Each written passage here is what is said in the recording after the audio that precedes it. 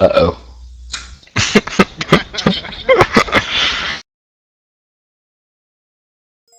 Okay, so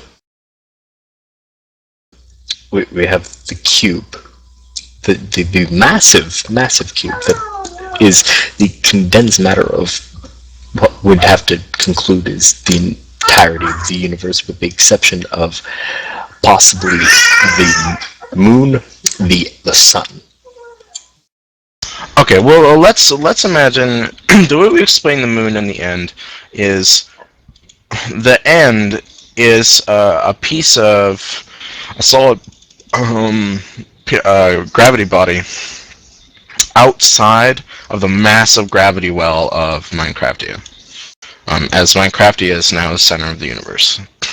So then, the sun is the condensed energy of, all the stars in the galaxy.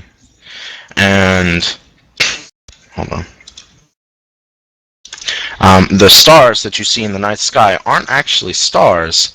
They're particles of energy that the sun, or what is now the sun,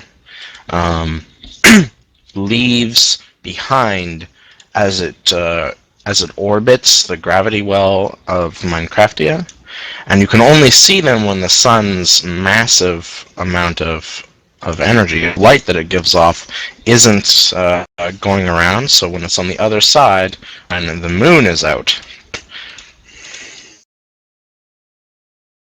Buddy in your channel timed out. And this is supported by the fact that those particles are moving with the moon in its orbit. Yeah.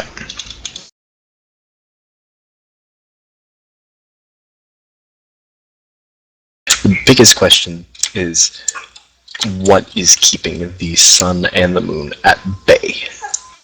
Are they just in a really long collision course with Minecraft? Okay, well, what if if the sun if the sun itself is, the condensed mass of all the stars in the galaxy, just like Minecraftia is a condensed mass of all physical bodies in the galaxy or in the universe, then are they not opposing gravitational forces to the point where they push each other away in an orbit? So basically, the gravity wells themselves are basically spinning each other out of control. Basically, like two people grabbing onto each other and spinning around. It's not out of control as much as a harmony. So more of a balance where their gravity wells aren't touching each other? Yes. Mm-hmm. So theoretically, possibly, the harmony was created by them flinging each other away.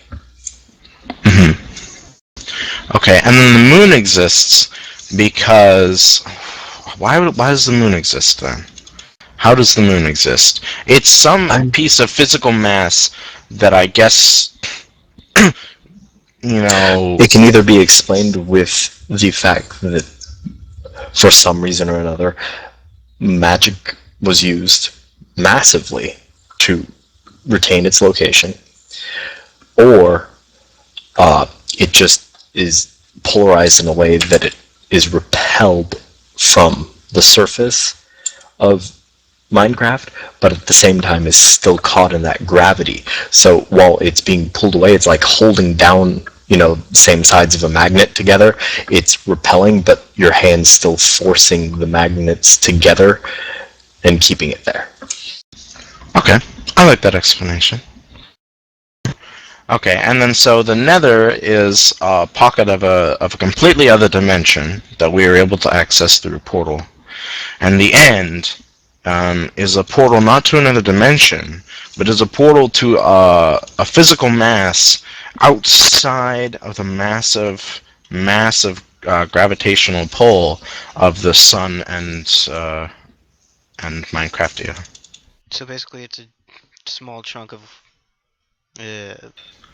whatever in the void. Yes, out literally just on the edge of the universe.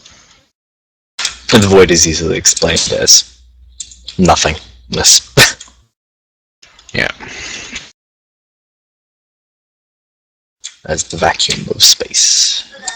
And that's not why even the vacuum of space, it's technically the edge of the vacuum of space. Mhm. Because everything that exists is between Minecraft, the sun, and the moon, and possibly... Are we keeping the end as that Yes. random debris literally caught between those gravity wells of Minecraft and the sun? Like, literally just in between those, so it's technically getting pulled apart. It's just massive enough to retain what it's at, which also explains why everything's so weird there. Yeah, actually I'm okay with that.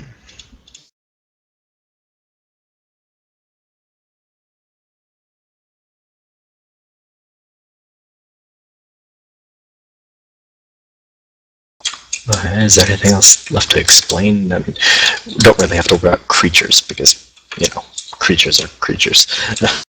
And Yeah. I'm just amazed that this much life survived after all that. What about the Ender Dragon? It's just another creature. Is there that much to explain with it? But how is it able to survive at the end? How are ender minerals survive? Yeah. How are we able to survive here? It's just a matter of how the life form adapted. Yep. Because, that's explained tardigrades, by the same theories of evolution that create life on other planets. Adaptability. And with this universe, we can assume that that there is possibly unconceivable other life that is not even carbon-based. Mm-hmm.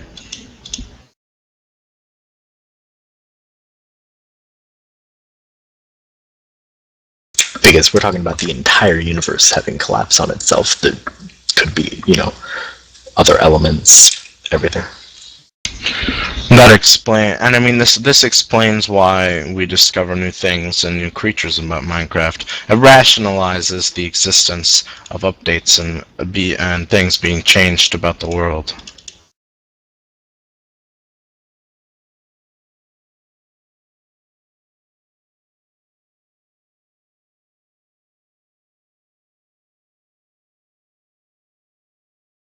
Now, the really interesting thing is if you tear apart us from a society point. Because we have, these, like, seemingly gods, the console broadcasts and stuff, right? These seeming gods that we don't necessarily worship, but we view as absolute. Yet they can still be manipulated. Think of it not as the kind of infallible gods similar to that of gods like Yahweh or the more Christian God. Think of them as more the gods affected and altered by mortal happenings, similar to gods like Ishtar and some of the Mesopotamian gods, or some of the Greek gods even, who are particularly interested and vested in mortal affairs, and their actions and thoughts are altered, their perceptions are perhaps changed in a way by the way we act and the things we do. So while they are absolute, while their power and their existence is absolute and can't be questioned, they are still affected, still manipulated by the things we do, the way we act.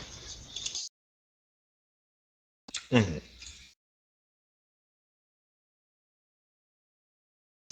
And if you think about it in that way, some of those older gods, I like to think of, I don't know if you've ever read it, American Gods by Neil Gaiman has a particularly interesting explanation of old gods. When they are forgotten and nobody worships them, they lose their power. they cease to exist. And so it is therefore in the best interest of these gods, these beings, not only to be manipulated and altered by us, but to keep us around, because without us they lose their strength. They cease to exist themselves. Mhm.